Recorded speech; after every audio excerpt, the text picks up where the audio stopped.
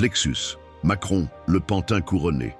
Il est né dans un costume trop grand pour lui, et il l'a rempli avec l'arrogance des élus avant même d'être choisi. Jeune, lisse, propre, comme un produit neuf, mais creux. Un CV ambulant, une fiche LinkedIn avec des bras. Il n'a pas gravi la vie, il l'a contournée. Il disait qu'il n'était ni de gauche ni de droite. Mais il a surtout été contre les pauvres et pour les puissants. Il a dit « Je traverse la rue pour trouver du travail ». Pendant que le peuple traverse des enfers, des humiliations, des galères, il a regardé les chômeurs de haut. Il a parlé aux caissières comme à des erreurs de casting. Il a offert des cadeaux aux riches et des matraques aux gilets. Il est passé des bras de ses parents à ceux d'une femme qu'on peine à nommer. Brigitte, sa compagne, sa mère. Son mythe, on ne sait plus. Ce qu'on sait, c'est qu'à 14 ans, il n'avait déjà plus de frontières. Il a été capté, absorbé, façonné. Il n'a jamais été libre. Il a grandi sous influence. Il pense sous emprise. Il ne s'est jamais choisi. Alors aujourd'hui, il choisit ce qu'on lui dicte. Et ce qu'on lui dicte vient des plus forts.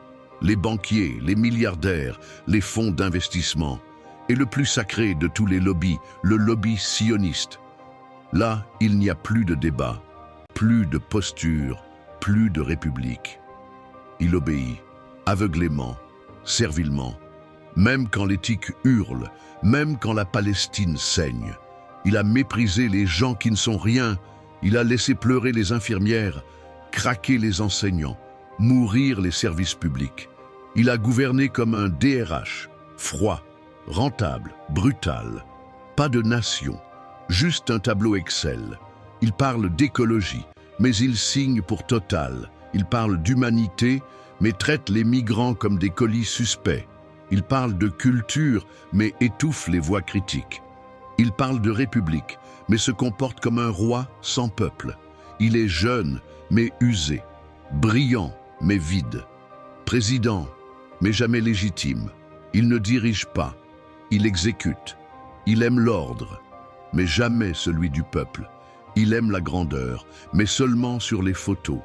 Il aime la France, mais comme on aime une entreprise quand elle rapporte. Un jour, il partira. Mais il laissera derrière lui une terre abîmée, des consciences éteintes et des cicatrices à ciel ouvert. La trace d'un homme qui n'a jamais été maître de lui-même et qui, pour cette raison, n'a jamais pu servir les autres. Poème final. Ce qu'il laisse. Il ne laisse pas un héritage, il laisse un trou. Pas une empreinte, mais une brûlure. Il a confondu diriger et dominer, aime la lumière, mais fuit le feu. Il a trahi sans avoir combattu, soumis sans avoir été défié. Un pantin à l'aise dans les chaînes, parce qu'il n'a jamais connu la liberté. Sous son règne, la peur a pris la parole, et le peuple des coups.